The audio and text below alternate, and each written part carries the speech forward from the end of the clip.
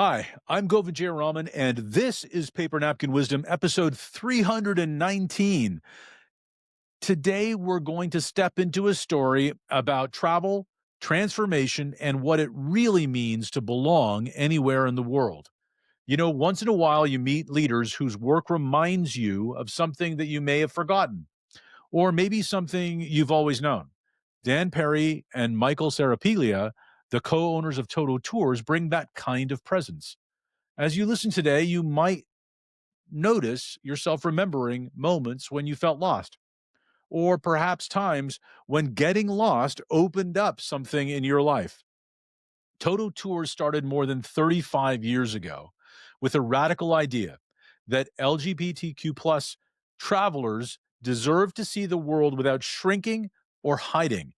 What began as a mission of safety has grown into a global brand built on community, courage, and curiosity. Dan and Michael are now guiding it into its next era with a blend of heart, creativity, and operational excellence. As you hear their story, you might start to imagine how your own work could evolve when you lead with empathy, or when you might see what is possible when you trust the path, even when you can't fully see it. So, as we dive in, allow yourself to settle into what part of their journey resonates.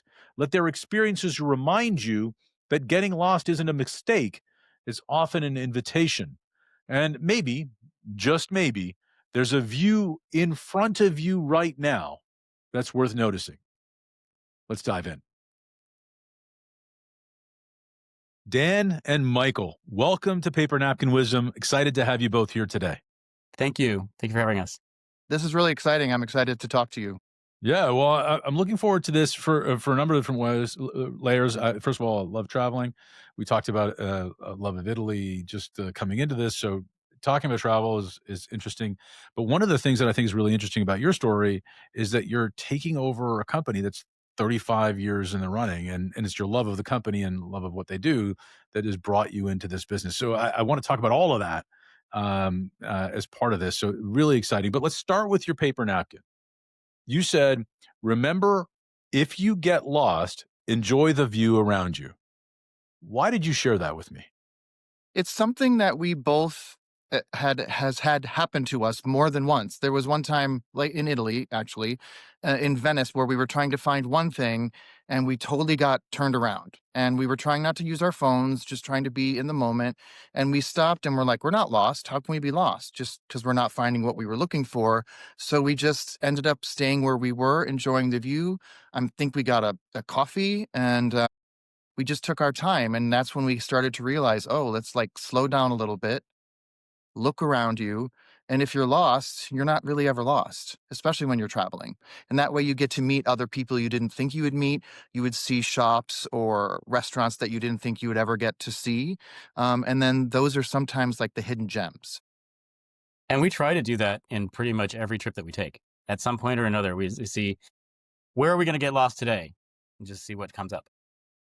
Yeah, I was just Yeah, off the beaten path. We like to try to do that. so first of all, Venice is a magical place for a lot of reasons, and it's remarkably easy to get lost in. It is Yes, it is. it's remarkably easy to get lost in. I mean, for a town with such a big central square and so much history, it is very easy to get lost in. And But considering it's a bunch of islands, so you really can't like lose your way too poorly, but you will because you're but going to turn into an alleyway that you didn't expect to take in one direction. That's right. That's right. I mean, you will run out of island at some point if you keep on walking, but Yes. there's no such thing as a straight direction in Venice, right? It's all curved. Um, so what I really liked about it is it's and I wasn't expecting this, but your take off the top, Michael, was a little bit like Stop and Smell the Roses, but it was more personal than that because you look around you, you meet people, you actually absorb the culture when you get lost, isn't it? Like you're not following a script anymore.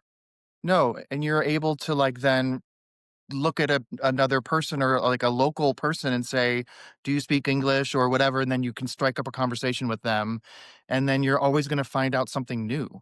Um, it's so much fun once you kind of just let it go, and then you meet people and you see things you would have never seen before. Yeah, and I like also how, Dan, you shared that, getting lost is now something you look to do, right? Absolutely. We'll just go out on a walking tour by ourselves, obviously, and just see where it takes us. I've always been the kind of person that likes to explore ever since I was a kid. I was the kind of kid that would get off of the trails when we'd be hiking and kind of go into caves and see what's around the next corner. And I still have that about me. Like, what's around that corner? Oh, that looks interesting. There's a sign over there. There's a piece of art over there. Let's go look at that. And then the next thing you know, you've lost your way because you didn't keep track of all of the turns and twists that you took, and you didn't bring any breadcrumbs. So you're just kind of forced to find your way out of the situation you put yourself in. It's amazing. Okay, getting lost is the opposite of operating a tour company, though, right? Because I don't think people say, "Hey, here's this big check. Go lose me in Romania or something like that." That's not what they're asking for. No, So but actually, it would be a nice little addition to our adventure series that we might want to do in the future. Like, tell us where you want to go, and we'll just drop you off somewhere. It's like yeah, Naked yeah, Parade, hell but will over. drop you in and out. It's a little bit like Deliverance, but not. So let's talk about that though. Do you, since you like it so much, is that something that you think you might include a little bit of the unexpected in some of the work that you do? I I think mean, so. We want to take people on these tours, and what we do is we all get together and we go on tours during the day, or we go do things like that. We want to give them time to experience that on their own. So we want to tell people you have like 2 hours. Go do what you want to do, and then we're hoping that's when they can explore, get lost, find something new to do, see something unexpected.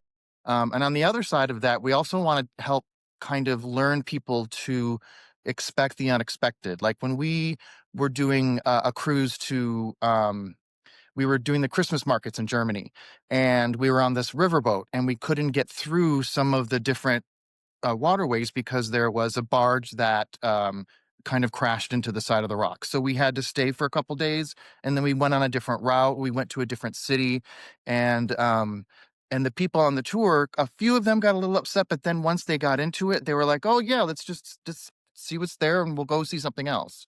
That's the nature of travel like that, especially when you're going to other places. That aren't so touristy or set up perfectly for all of us to come in at once and see stuff. couldn't have said it better myself.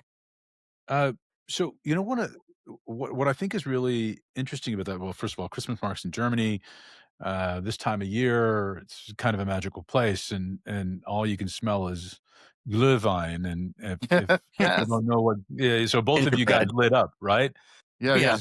Because the moment you walk into these Christmas markets, it's the smell that permeates the entire square, and it's a mulled wine with various herbs and spices. Cinnamon's a big deal, obviously, in it. But so that's the first thing that came to my mind. But Michael, you said this thing. Um, Once you get into it, isn't that the part of the travel, right? Like a lot of people need to get out of it to get into it, and that getting lost is part of that, isn't it? Of course. Yeah, you have to at first trust us to take you there. And once you're there, keep trusting us to make sure that, you'll have an amazing time and see things you wouldn't normally have seen. And Michael, you come by this sorry, Dan, you come by this naturally when you talked about how you always left the path. You always left the trail, Always. went Yeah. to the cavern. So since that's your natural interest to get off the path and maybe get out of it so you can get into it, uh, obviously that's going to be something that you're looking for when you're building these experiences, isn't it? Yes. There's always got to be some kind of adventure lurking somewhere when we're taking a day trip or a tour, a walking tour of a city. I want to look through what the city has to offer and then maybe see where we can go in that area, maybe see if it'll take us somewhere, if there's an off the path moment that will let us get to that lost moment. So let's talk about the off the path moment that brought you into being the new co-owners of Toto Tours, right? This is a company that's been around for 35 years. Yes. And it's got a legacy of creating journeys that feel more like a family than tours. And, you know, uh, there's a whole bunch of emotion tied up in that. There's a whole bunch of legacy tied up in that. What possessed you to try to take that on? What made you say, "Hey, that's something I wanna do"? Well, we just going back a little bit, we originally were in New York City, and then through a series of circumstances, both good and bad, we ended up here in the Detroit metro area. And right after that, I was working for another LGBTQ plus travel company, and I lost my job. So I was looking to try and replace that job with another one in the same industry. So I reached out to all the other LGBTQ plus vacation companies in the United States and Canada, and said, "I'm available. Do you have something that I can do?" And Dan Ware, who is the former owner of Toto Tours, he wrote me back. He said, "I'm not looking to hire anybody, but I have been running this company by myself for 35 years, and I'm getting to the point where I want to retire, and so I'm looking for somebody to take it over." And originally, that wasn't what I wanted to do. I didn't think running a company was exactly my cup of tea.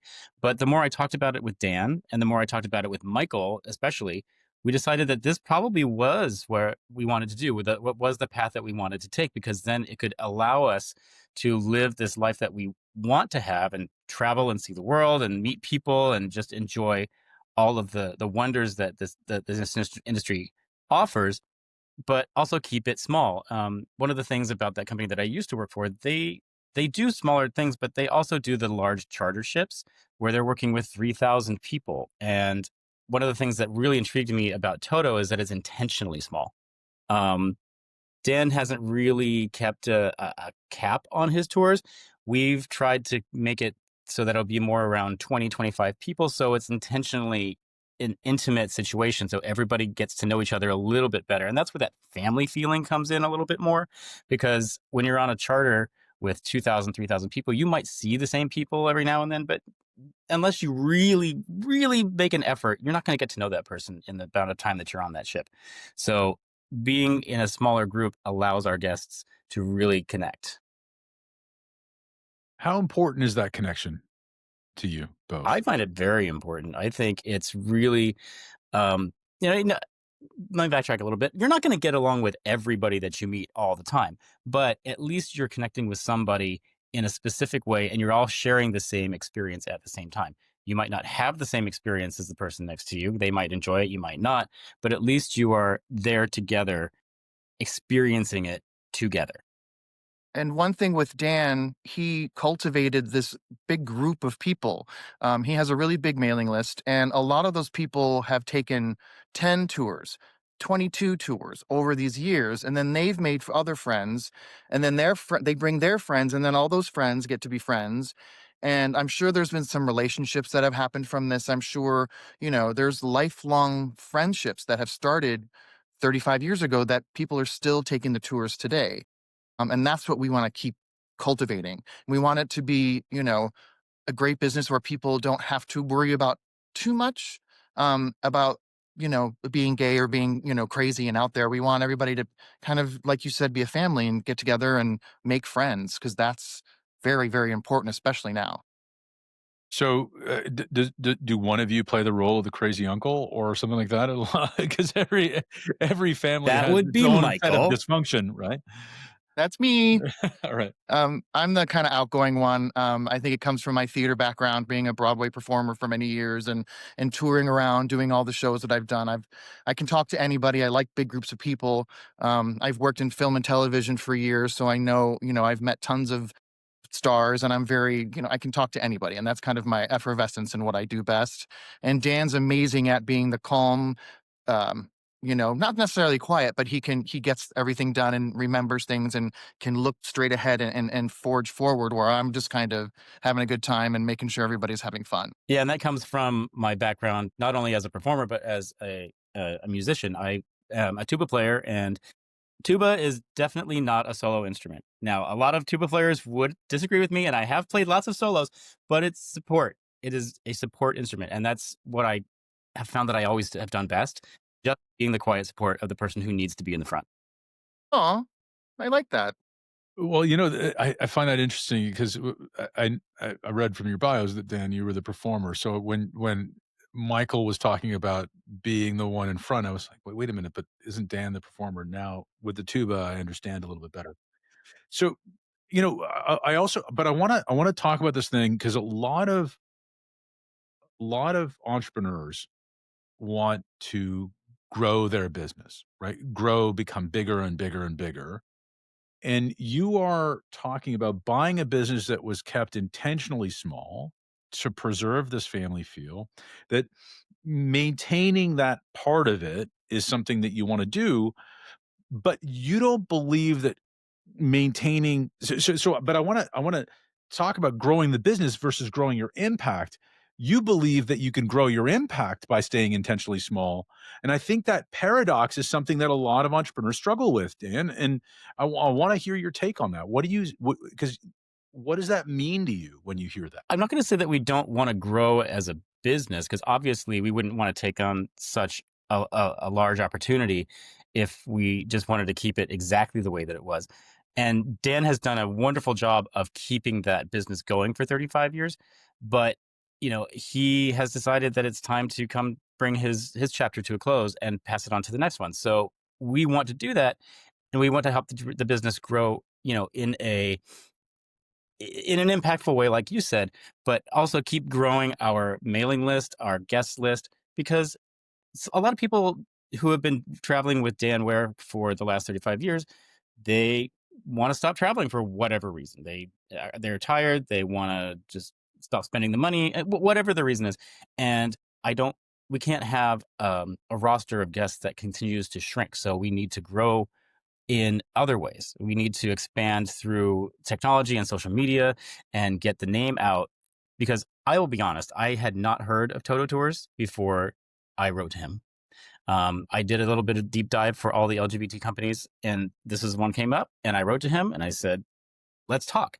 And then after we were talking about taking on the company is when I really dug into the grassroots about this and found out that he's been able to run this thing almost completely through word of mouth for 35 years. He has a social media presence, but it's not a large one.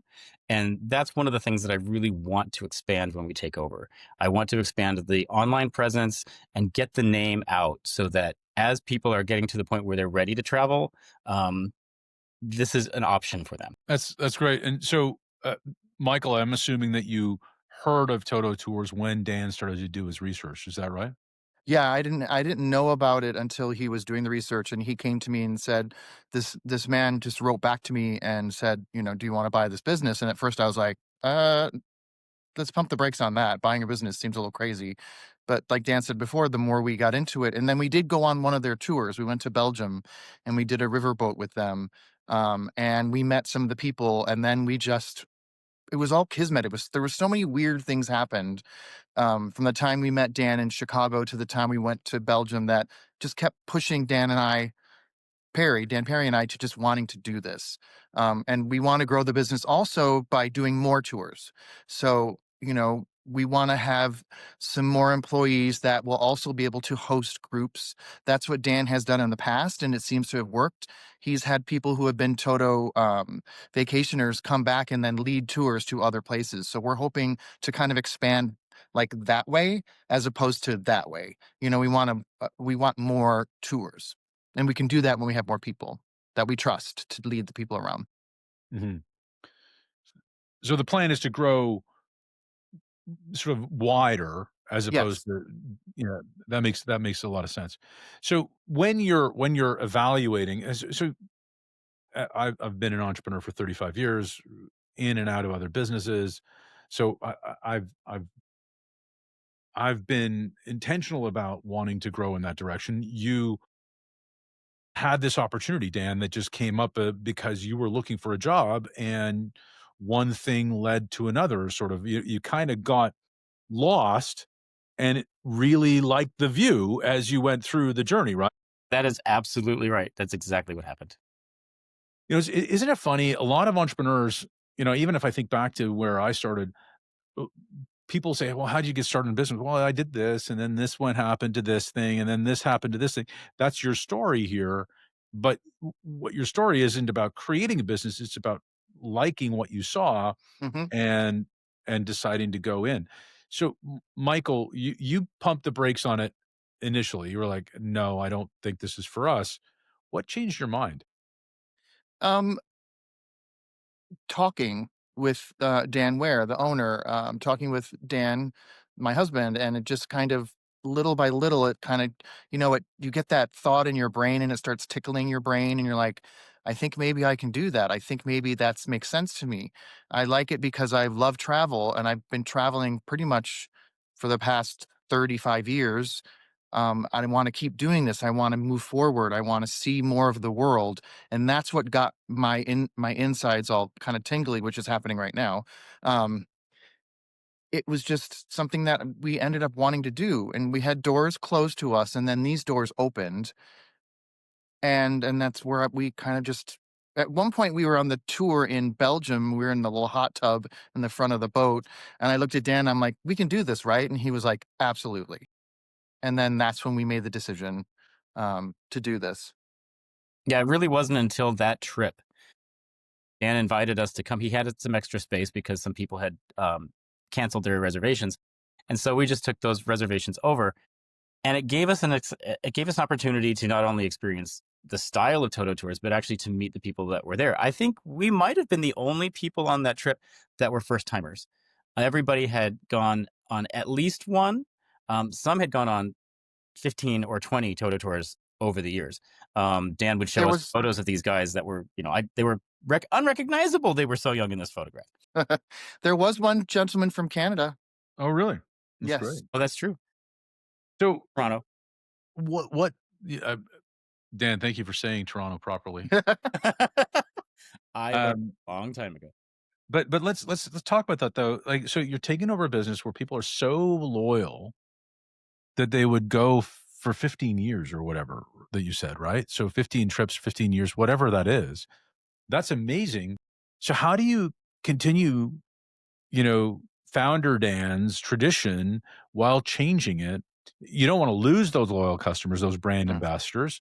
You want to add to them. You want to grow them. So how are you going to be intentional about that? Well, that's the $100,000 question, isn't it? Um, Mostly through just learning from Dan. Not doing exactly. I don't want to do a copy, cut, paste, any of that, wash, rinse, repeat, any of that sort of thing. But I like the style that Dan has created, and it's actually a style that I have always enjoyed in my travels as well. Again, with those larger companies, there's always a party, there's always um, a theme, a costume, and I'm not saying that there's anything wrong with that. There is room for that sort of style of travel, especially in the LGBT community. And I want to eventually have a theme night once or twice, but I still want to keep it smaller and intimate. And for the people who really want to learn about a culture, immerse themselves in the culture, and not just be Yeah. on the pool deck with their bottomless drink package. Yeah. Yeah. I think that's really interesting. Um, and so one of the things, Michael, you talk about how much you love travel. Dan, you were in the travel business, es- including the LGBTQ plus travel business before coming into and before the both of you took over Toto Tours.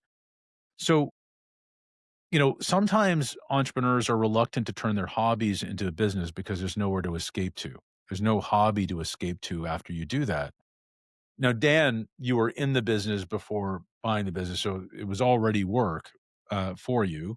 But Michael, you talked about your love of travel. So, is there something about that for you? Are you hesitant? Are you concerned about that turning your hobby into a business? I have thought about that, I think that I've been doing it for so long. I've been such uh, a traveling, and I want to say the word gypsy. I know we're not really supposed to, but that's what we used to call ourselves. In the theater, we were gypsies, and I was really good with picking up and going anywhere within a couple of days. That being said, I know I'll be tired, and I'll know that I've just seen a big, the pyramids in Egypt or something, but I'll want to go home and relax, and that will take me to my other job, which is a makeup artist, and an artist. So I'm an artist first. I've always been an artist first, and so then I plan to also incorporate that other side of my career to do that. And then I'll have my travel also. So I think I'll be able to balance things out that way, and I won't get burned out just traveling. And I won't be, especially with traveling, you're seeing something new all the time. Um, or we're going to go back to places that we've been to before, but we'll get lost and discover something new.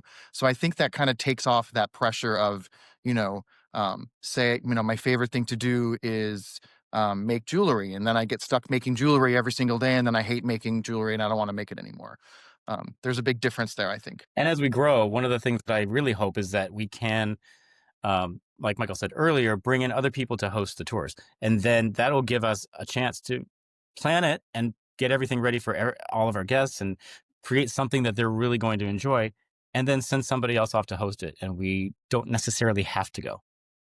So what about also, I mean, you've got so many things happening simultaneously, and I'm fascinated by it. You're moving into this business, but you're also a couple and you're partners in the business as well.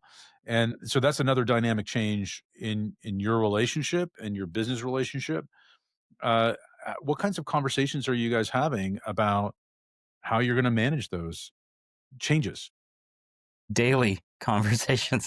The topic at hand will change on a whim, on a dime. And when we were telling our friends that we were getting into this adventure, a couple of them did say, "Do you really want to put both of your livelihoods into this one project?"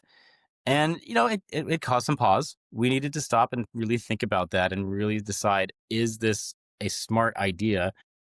But luckily, we both have other things that we can do.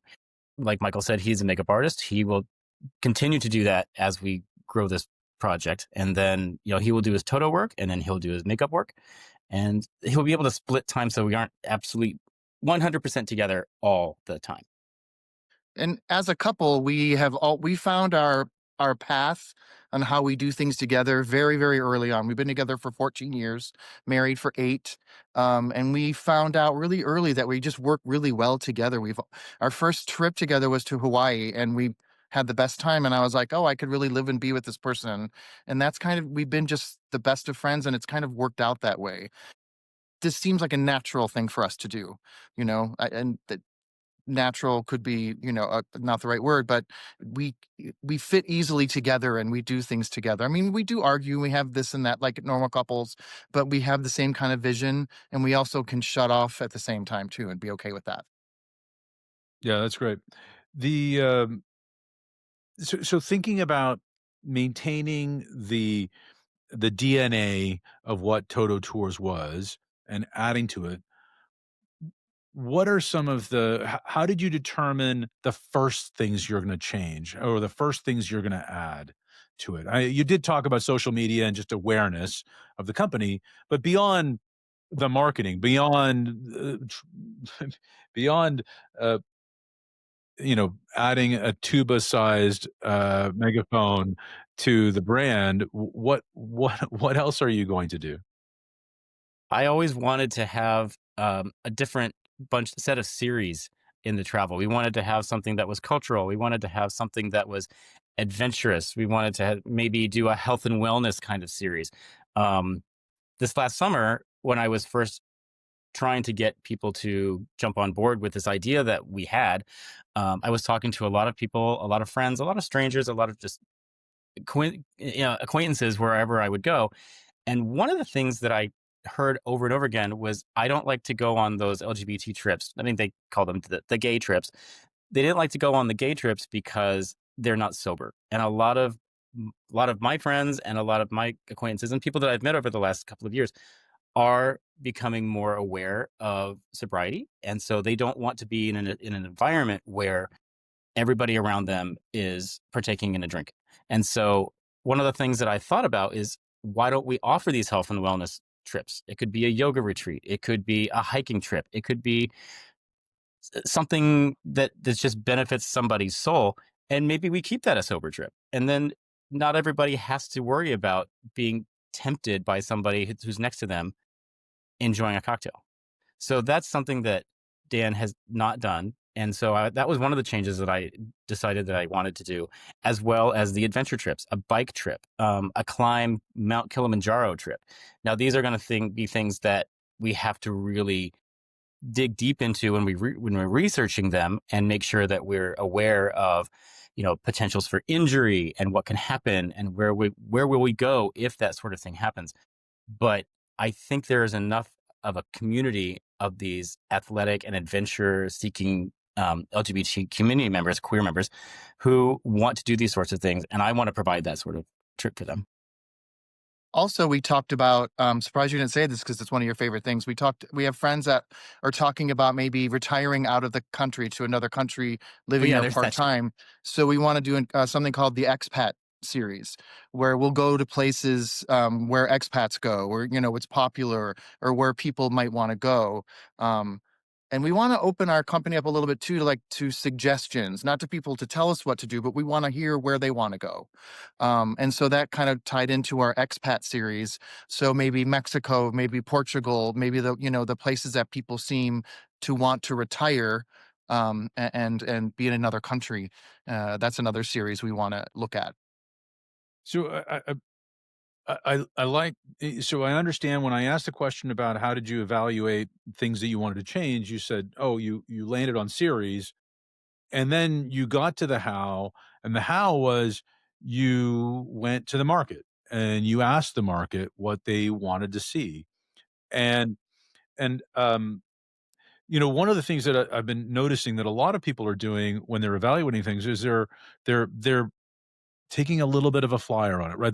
They're evaluating in a light version before going into a heavy version, and it sounds like you're adopting that same approach, aren't you? That you're evaluating it, but evaluating it light before going all in. It's not like you're going in this direction now. All of a sudden, you're going this direction. It's like we're going in this direction, and we're just going to try this thing, and we're going to try this thing, and see what the market tells us.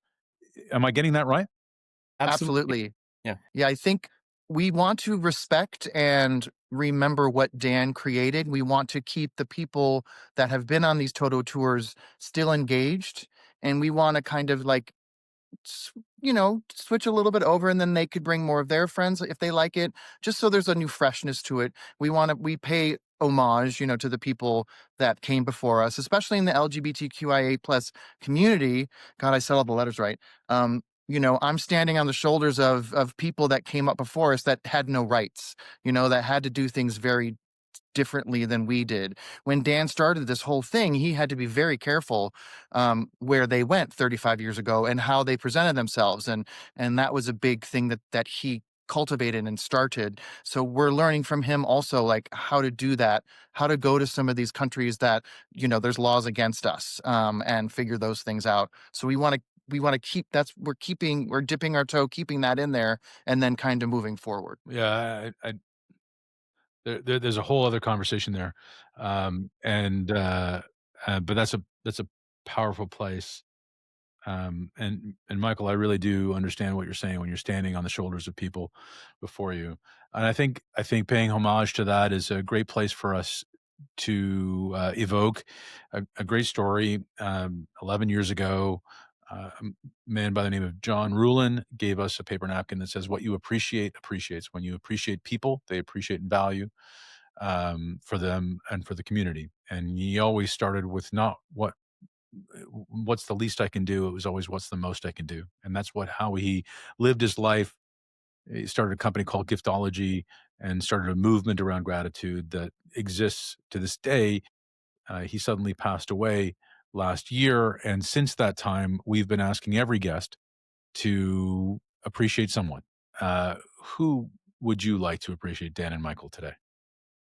I'm just going to throw it out and say Dan Ware, the founder of Toto.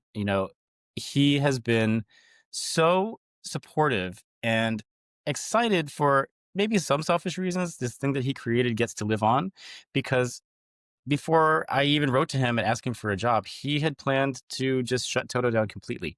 They have one trip left under his guidance. It's coming up in next month. It's in Colombia, and his entire plan was to just make that be the final trip, and then he would shut down. And then I contacted him, and he gave me this gift, this opportunity to carry on his legacy. It's really a beneficial relationship for both of us. He's made a safe space. He's made a very safe space for all of these years for a lot of people who might be afraid to come out fully or might be shy or, he's made it okay to travel as a solo person.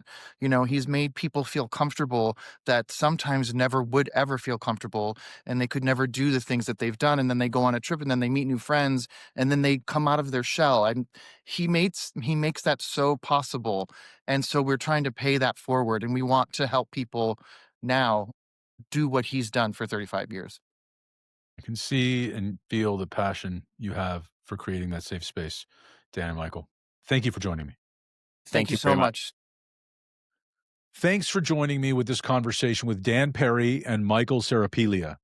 As you sit down with what you've heard, you might notice certain comments or moments lingering, a phrase, a feeling, an insight that seems to stay with you. And sometimes wisdom works like that, quietly reshaping the way you see the world long after the conversation ends.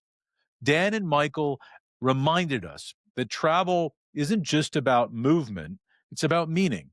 It's about who we become when we're in an unfamiliar place and what new possibilities open up when we feel safe enough to truly explore. Their napkin says, if you get lost, enjoy the view around you. And maybe that's exactly what you thought you needed today.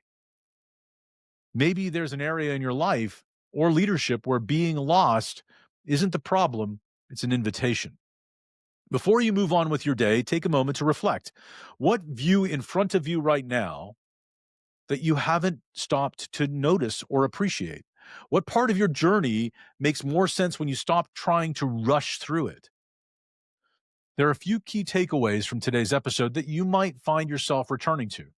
Empathy isn't soft, it's strategic. Legacy isn't something you own, it's something you carry.